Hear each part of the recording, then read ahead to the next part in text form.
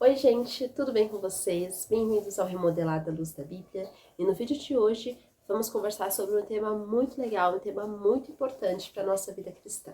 O vídeo de hoje é os componentes da doutrina. Mas antes, vamos começar?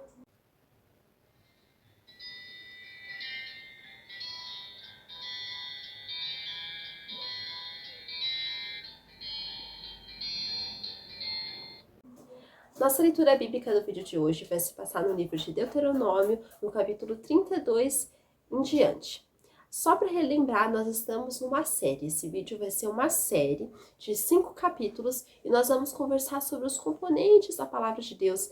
Vamos conversar sobre várias coisas que o Senhor quer que nós pratiquemos, que o Senhor quer que nós sejamos na nossa vida. Inclinai os ouvidos, ó céus, e falarei, e ouça a terra as palavras da minha boca. Goteje a minha doutrina como a chuva, e destile a minha palavra como o orvalho, como chuvisco sobre a relva e como gotas de água sobre a erva. Porque proclamarei o nome do Senhor, engrandecerei nosso Deus. Eis a rocha, suas obras são perfeitas, porque todos os seus caminhos são juízo. Deus é fidelidade, e não há nele injustiça. É justo e reto. Procederam corruptamente contra ele, já não são seus filhos, e sim suas manchas. É geração perversa e deformada. É assim que recompensas ao Senhor, povo louco e ignorante? Não é ele teu pai que te adquiriu, te fez e te estabeleceu? Lembra-te dos dias da antiguidade, atenta para os anos de gerações e gerações. Pergunta a teu pai, e ele te informará, aos anciões, e eles te dirão. Aqui, nesse cântico, um cântico de Moisés, nós aprendemos a doutrina, Mais para frente também, mais adiante, nós vamos continuar aprendendo. E nós percebemos aqui a primeira parte, desse versículo, que é as testemunhas. O próprio Moisés, ele diz aqui que o céu e a terra iriam ser as suas testemunhas. Moisés, ele convida o céu e a terra para ser as suas testemunhas perante aquele povo. Quando ele diz assim: inclinai os ouvidos, ó céus, e falarei, e ouça a terra as palavras da minha boca. Então, nós podemos ver que nós estamos cercados, como diz o apóstolo Paulo, por grande nuvem de testemunhas. Nós estamos cercados por pessoas que vão olhar para nós, que vão querer ver em nós o testemunho de Cristo, o testemunho do Senhor Jesus. E nós precisamos dar esse bom testemunho. Nós precisamos ser aquelas pessoas que com a nossa própria vida vão evangelizar outros, que a nossa própria vida vão dar o exemplo às outras pessoas. Então, nós precisamos sim exercer uma vida de obediência ao Senhor, de amor ao Senhor, de devoção ao Senhor. E nós não podemos achar que nós estamos ali somente passando pela terra de passagem e que nada tem a ver com o céu. Não, nós devemos pensar que nós temos responsabilidade sim e que nós precisamos, é o nosso dever, testemunhar Cristo para as outras pessoas. É o nosso dever amar o Senhor e fazê-lo conhecido com a nossa própria vida. E muitas vezes não é só gritar para todo mundo e falando do nome de Jesus, não é só isso, e sim um modo de vida diário e prático, sabe? Não adianta a gente falar ali, Jesus te ama e odiar todo mundo. Não adianta a gente falar que o Senhor ama todo mundo e a gente ter inimigos, a gente ter pessoas que a gente não gosta, ter pessoas que a gente odeia. Não. Nós precisamos sim exercer uma vida de amor ao Senhor e de testemunhas ao Senhor. Nós também podemos ver aqui outro componente da doutrina extremamente necessário, que é a abundância dos ensinamentos. Quando Moisés diz assim: goteje a minha doutrina como a chuva, destile a minha palavra como o orvalho, como chuvisco sobre a relva e como gotas de água sobre a erva. A palavra de Deus ela é abundante. Toda vez que nós lemos a palavra de Deus, ela nunca vai ser apenas a mesma coisa estática.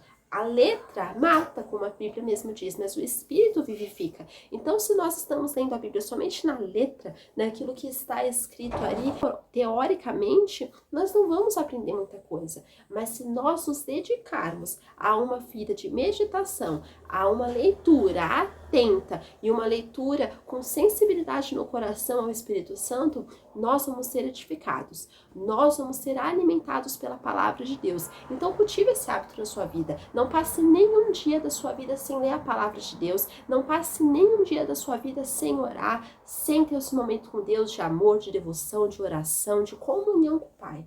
Então, sabemos o quão rica e abundante é a palavra do Senhor e os ensinamentos de Deus. O Senhor é rico no seu ensino. O Senhor não dá o seu ensinamento ali apenas aquele pouquinho, aquela continha ali naquele conta-gotas. Não, o Senhor é abundante. Como Moisés disse aqui da chuva, né? A chuva, ela não chove apenas um pingo, outro pingo, assim, dois juntos. Não, para ser uma chuva, a água cai do céu em bastante quantidade. Então, nós podemos ver aqui, com esse exemplo da chuva, nós podemos perceber a palavra de Deus, a doutrina, como a doutrina do Senhor é rica. E nós também podemos ver outro ponto muito importante, que está no versículo 3, que diz assim: porque proclamarei o nome do Senhor, engrandecerei o nosso Deus. Podemos ver aqui um louvor ao Senhor. Como eu falei, é um cântico de Moisés. Então, Moisés aqui, ele vai glorificar o Senhor, ele vai adorar o Senhor, ele vai ali testemunhar o Senhor às pessoas e vai exercer aquele louvor.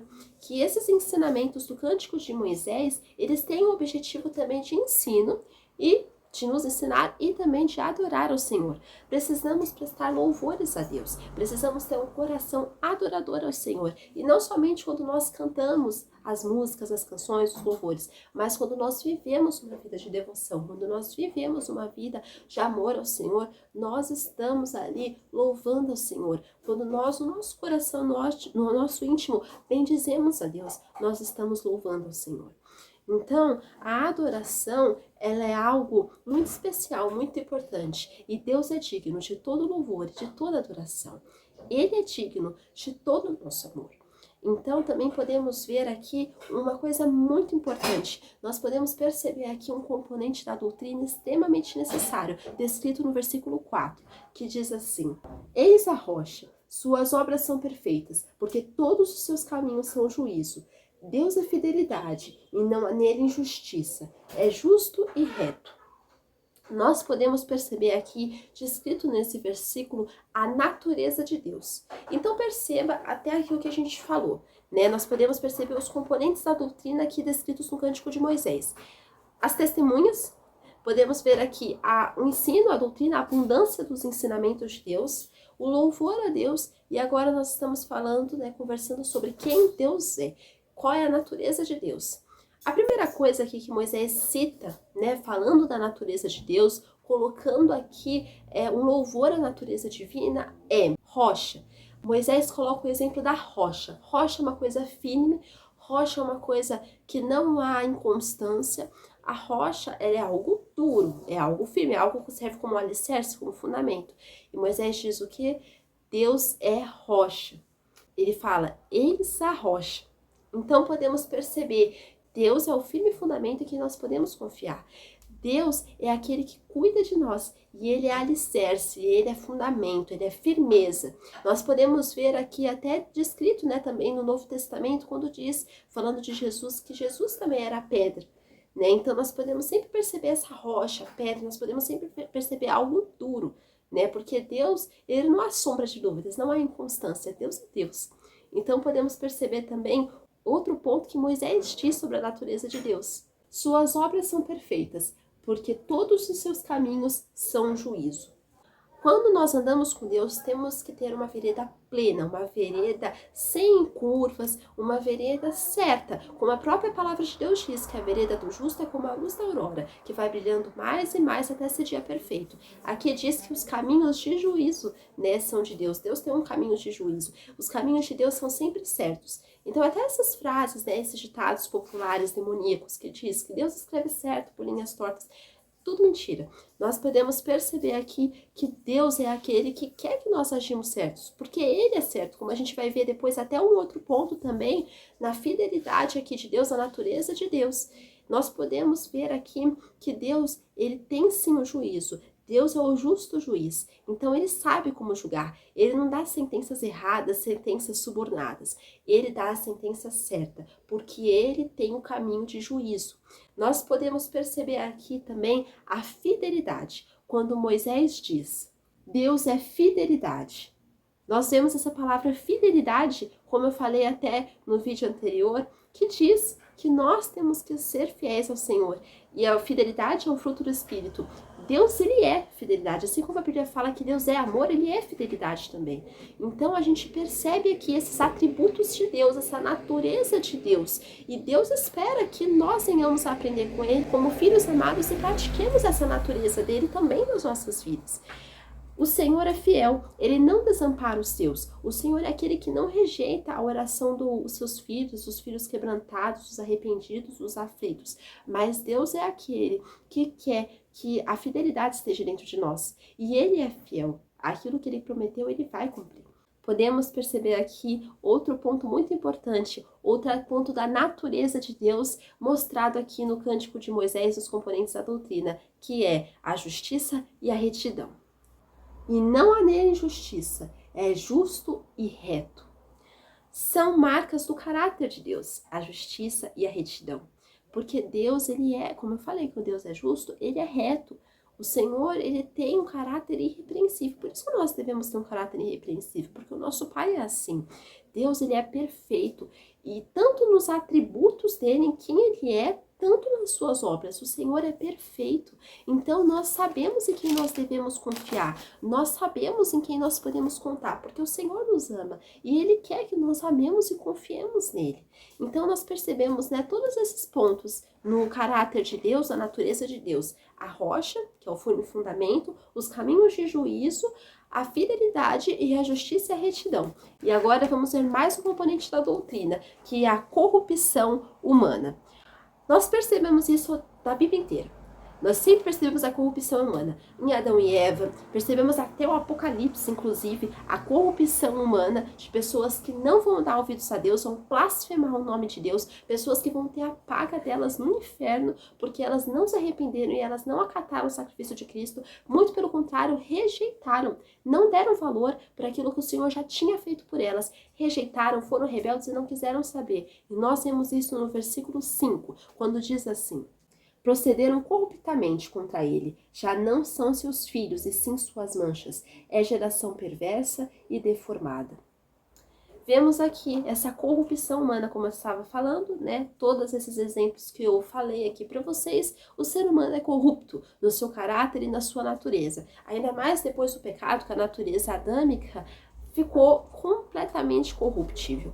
Então, nós percebemos aqui como a nossa própria natureza é falha, como a nossa própria natureza humana e carnal é perversa, é demoníaca, é diabólica.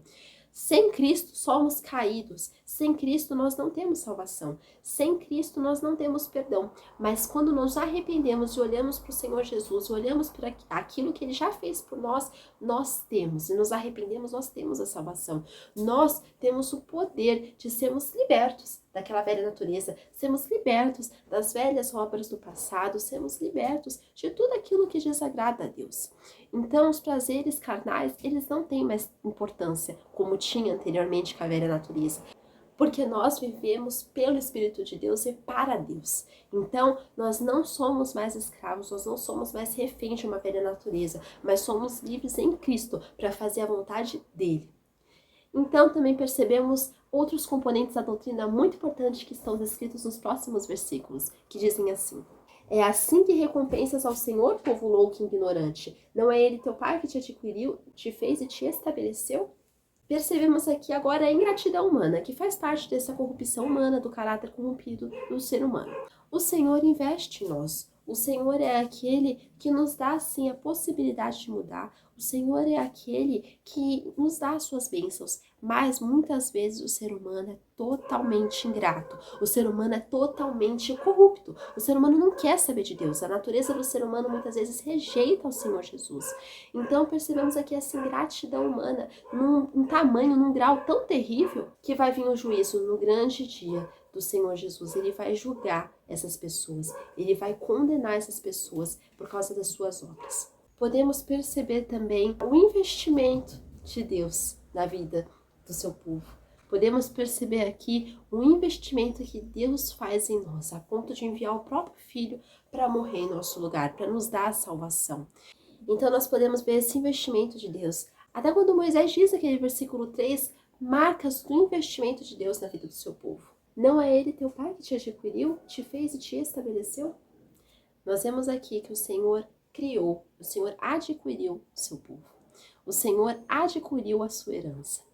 O Senhor é aquele que nos adquiriu por meio do sacrifício de Cristo, do sacrifício vigário do Senhor Jesus, do sacrifício que nos compra e nos lava de todos os nossos pecados. O Senhor é aquele que nos compra para Ele, sabe, para o seu louvor, para a sua glória, e o Senhor quer que nós sejamos uma família e que todos nós vamos estar juntos nos céus. O Senhor quer isso. Então o Senhor nos adquiriu para Ele, o Senhor nos tirou daquela terra de potestades, daquela terra de pecados e nos comprou para o reino da sua maravilhosa luz. O Senhor nos fez, o Senhor é o nosso Criador. Nós vemos isso aqui nesse versículo. O Senhor nos fez para sermos a sua imagem e a sua semelhança. Ele nos formou e sabe quem somos. Ele nos formou para a sua glória. E Ele quer que nós sejamos pessoas que vão dar ouvidos a Ele e que vão respeitar e obedecer os seus mandamentos. O Senhor quer que nós o glorifiquemos como nosso Criador, como nosso Pai, como nosso amigo, e Ele também nos estabeleceu. O Senhor nos estabeleceu no seu reino. O Senhor nos estabelece até do mundo para sermos as suas testemunhas, porque nós estamos no planeta Terra, mas nós não somos aqui. O Senhor é aquele que nos estabelece no seu reino, e o Senhor é aquele que nos estabelece na nossa vida espiritual. O Senhor é o nosso firme fundamento que nós podemos confiar. Então, que nós venhamos dar ouvidos a esses componentes da doutrina, que nós venhamos estudar mais a palavra do Senhor, que nós venhamos nos concentrar mais nos assuntos espirituais, nas coisas de Deus, e não apenas no mundo que é corruptível, que é vão e passageiro, mas que nós venhamos nos concentrar na vida com o Senhor. E essa mensagem eu quero deixar com vocês hoje, que nós venhamos crescer no conhecimento, na graça e no relacionamento com o Senhor Jesus. Fique com Deus, até o próximo vídeo. Tchau!